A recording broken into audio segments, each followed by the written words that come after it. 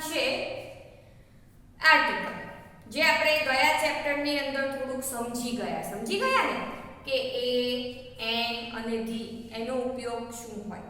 અંગ્રેજીમાં 3 આર્ટિકલ હોય, એ, એન અને ધી. જેમાં એ છે તે ક્યાં વપરાય તો કે એ છે તે વપરાશે એકવચનમાં, એન છે તે પણ વપરાશે એકવચનમાં. તો એ અને એન એ બંને એકવચનમાં વપરાય. કેટલાક નિશ્ચિત છે અને કેટલાક અનિશ્ચિત છે. તો એ અને એન એ અનિશ્ચિત આર્ટિકલમાં આવે અને ધ છે તે નિશ્ચિત આર્ટિકલમાં આવે. તો આટલું આપણે સમજી ગયા હતા, બરાબર. હવે આજે આપણે ભણવાનું છે એ અને એન. ફક્ત એ અને એન આટલું જ ભણીએ, પછી આપણે નેક્સ્ટ લેક્ચરમાં ધ વિશે ભણીશું. તો એ છે અને એન છે એ એકવચનમાં વપરાય. એ અને એન એ બંને શેમાં વપરાય? એકવચનમાં.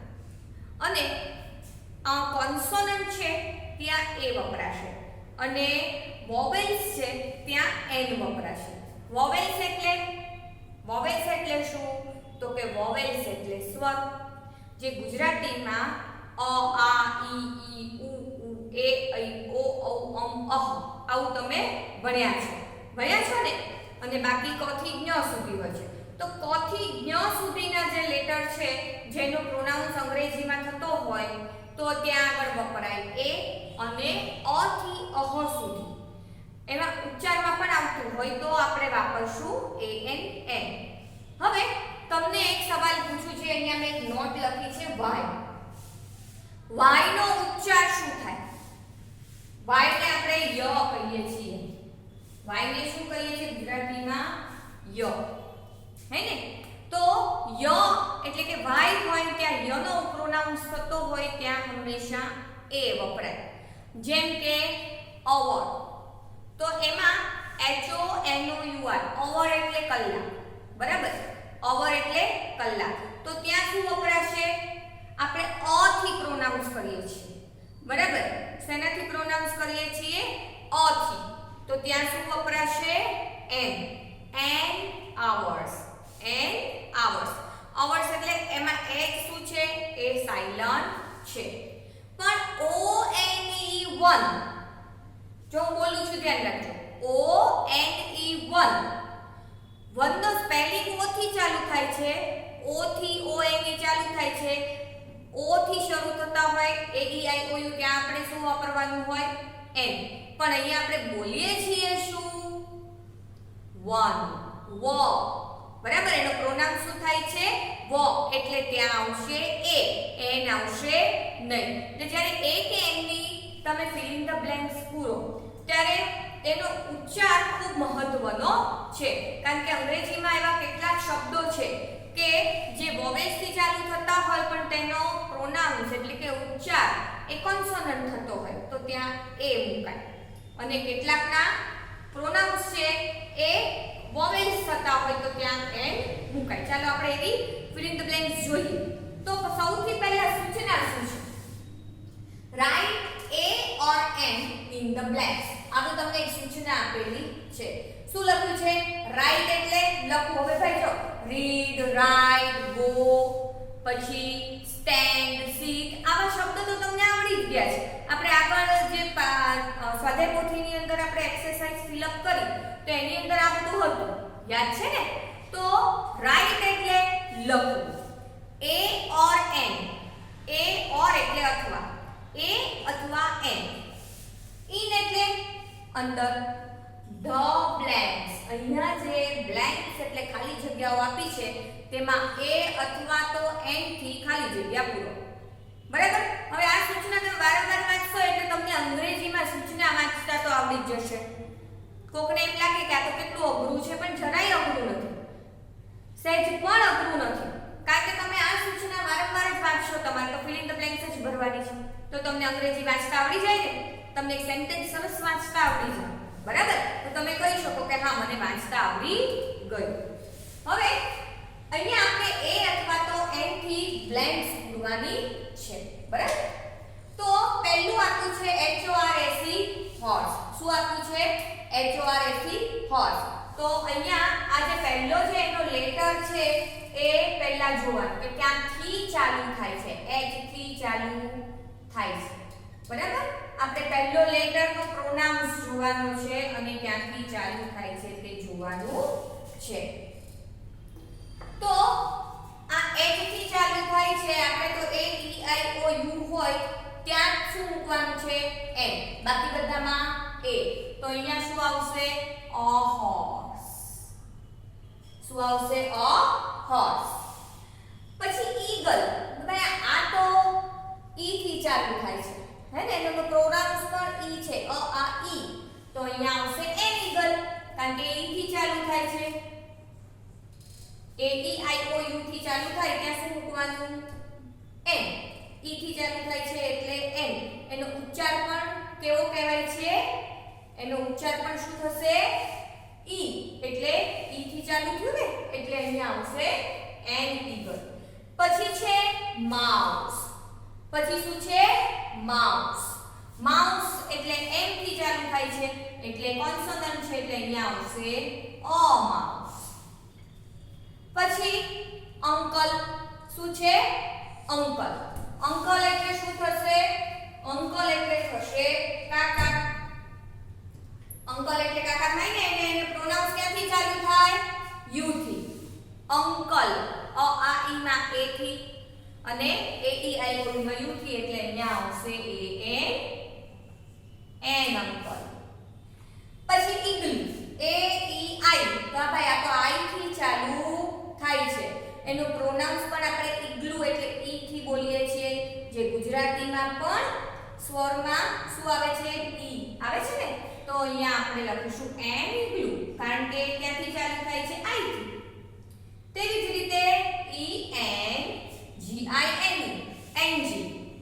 e a g i n e ng. હવે જો મેં આ બધા હાર્ડ વર્ડ્સ તમને આપેલા છે અને તમારી જે બુક છે ગોલ્ડન ગ્રામર એની ઉપર બોક્સ આપ્યું છે. બરાબર?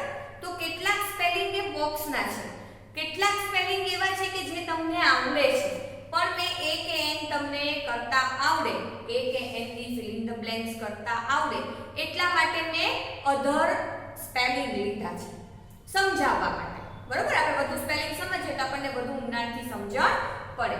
એટલે ઘણાને એમ થશે એટલે આ તો બુકમાં નથી, પણ આપણે સમજીએ છીએ. પછી તમારા બુકને રિલેટેડ પણ સ્પેલિંગ આવશે. તો અહીંયા છે engine. Engine e n g i n e થી ચાલુ થાય છે અને એનો ઉચ્ચાર પણ ગુજરાતી સ્વર પ્રમાણે એન્જિન અ થાય એટલે a n n એન્જિન. જો ગુજરાતી સ્વર પ્રમાણે અ આ ઈ ઈ ઉ ઉ એ ઐ ઓ ઔ અમ અહ. બરાબર? આટલા ઉચ્ચારણ થાય, આટલામાંથી ઉચ્ચારણ થતું હોય અને અંગ્રેજી vowels a e i o u આ આવતું હોય તો આપણે n મૂકવાનો. બરાબર? બાકી બધામાં a, કારણ કે બધા કોન્સોનન્ટ છે, વ્યંજનો છે. જો હવે ચાઇલ્ડ c થી ચાલુ થાય છે.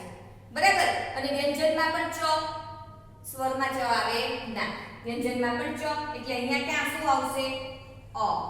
હવે આટલું તમને સમજાઈ ગયું છે. બરાબર? આ આખી લાઈન હું તમને એવી જ રીતે સમજાવીશ જેથી તમને ખ્યાલ આવે કે ત્યાં n આવે અને ત્યાં a આવે. પછી આપણે આ છે એ સીધી a કે n થી પૂરીશું. પછી ઇન્ડિયન. પહેલા તો i a e i o u i છે એટલે n જ આવે. હવે સ્વર પ્રમાણે e. તો હા ભાઈ એમાં પણ e આવે છે એટલે a n n ઇન્ડિયન, કારણ કે i થી ચાલુ થાય છે. પછી ox. તો હવે તમને સમજાઈ ગયું હશે એનો પ્રોનાઉન્સ શું થાય? ox. એટલે અહીંયા પણ આવશે an ox. island. આપણે એને શું કહીએ? is નથી કહેતા પણ island કહીએ છીએ અને i થી ચાલુ થાય છે એટલે આને વંચાય island. શું વંચાય? island. એટલે અહીંયા આવશે n. હવે અહીંયા આપણે પહેલો શબ્દ, પહેલો લેટર જોશું સ્પેલિંગ ની અંદર. તો ભાઈ બી. બધાને પહેલો જે લેટર છે ને એની નીચે હું અંડરલાઈન કરું છું, કેમ કે આપણને એ લેટર જોવાનો છે કે એ વોવેલ છે કે કોન્સોનન્ટ. વોવેલ હોય તો એન આવશે, કોન્સોનન્ટ હોય તો એ આવશે. હવે બીજ તો અ બીજ. શું આવશે? અ બીજ. પછી પેન્સિલ. શું છે? પેન્સિલ. તો અ પેન્સિલ, કારણ કે કોન્સોનન્ટ થી ચાલુ થાય છે. પછી છે river, R I V E R, river. તો આર થી ચાલુ થાય છે એટલે આવશે અ રિવર. નેક્સ્ટ છે eagle, E A G L E, eagle. E થી ચાલુ થાય છે, બરાબર? એ ઈ આઈ ઓ યુ માં ઈ થી ચાલુ થાય છે અને એમાં પણ સ્વરમાં શું આવે છે? ઈ. એટલે એન ઈગલ, કારણ કે ઈ થી ચાલુ થાય છે. પછી છે યુરોપિયન. શું છે? યુરોપિયન.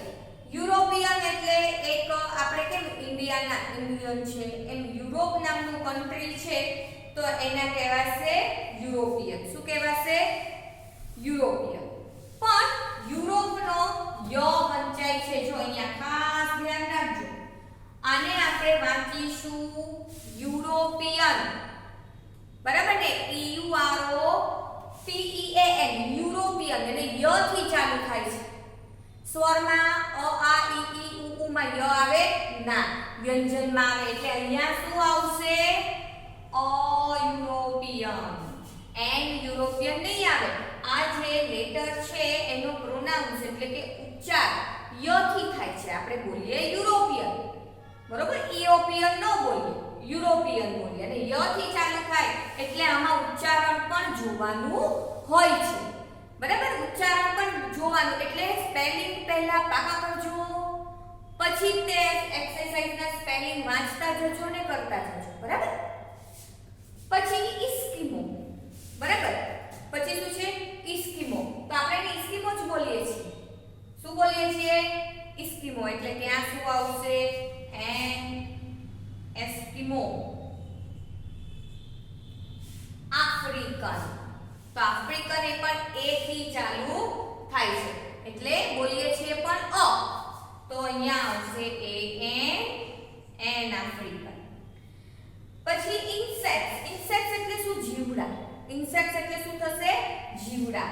તો I N S E C T, insects એટલે જીવડા. અને ઈ થી ચાલુ થાય છે અને આઈ થી ચાલુ થાય છે એટલે અહીંયા આવશે એન ઇન્સેક્ટ્સ.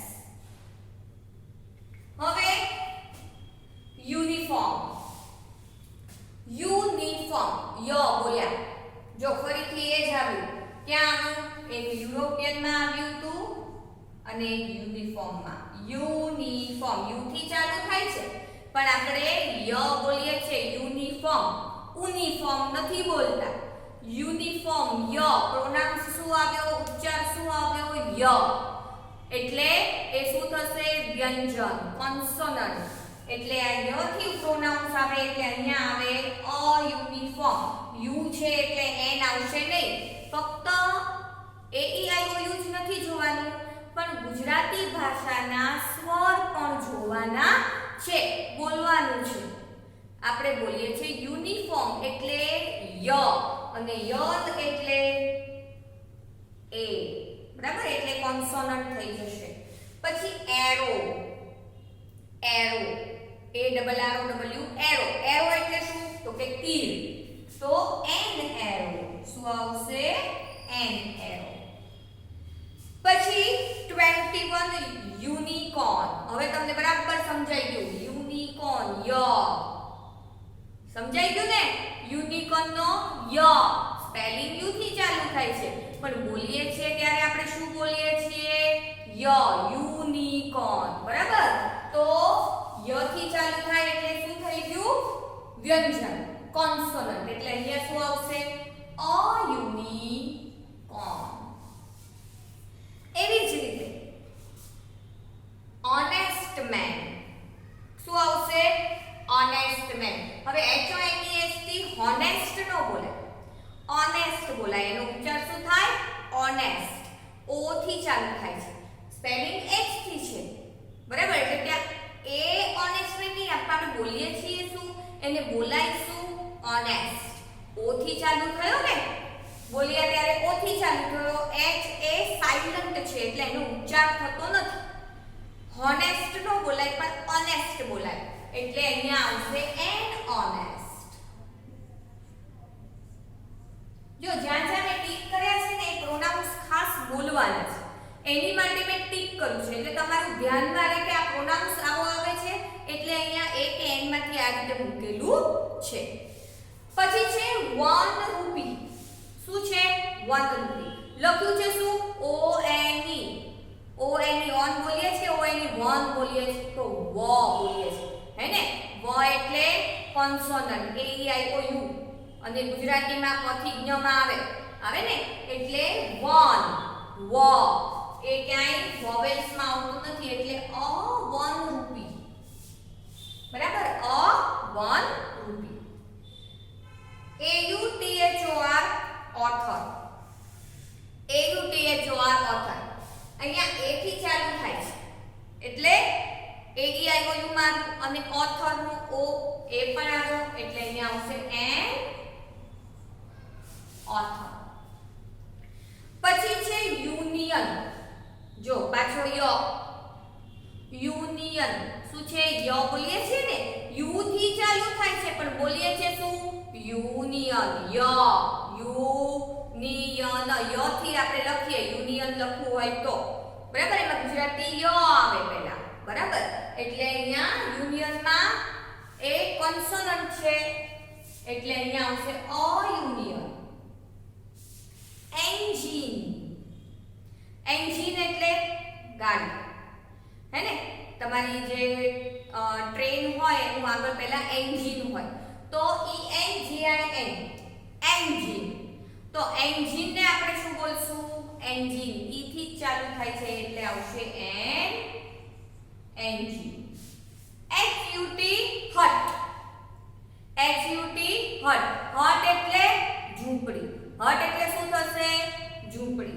તો અ હટ, કારણ કે h થી ચાલુ થાય છે. પછી છે HOUR આવર. હવે HOUR આવર જ બોલાય, આવર્સ બોલાય, પણ એને HOUR હોવર બોલાય નહીં. h નો પ્રોનાઉન્સ નથી, h એ સાયલન્ટ છે, જે સમજૂતી તમને તમારી બુકમાં બોક્સમાં આપેલી છે. તો અહીંયા આવશે એન આવર. આ જે અવર છે ઓ થી પ્રોનાઉન્સ એનો ચાલુ થાય.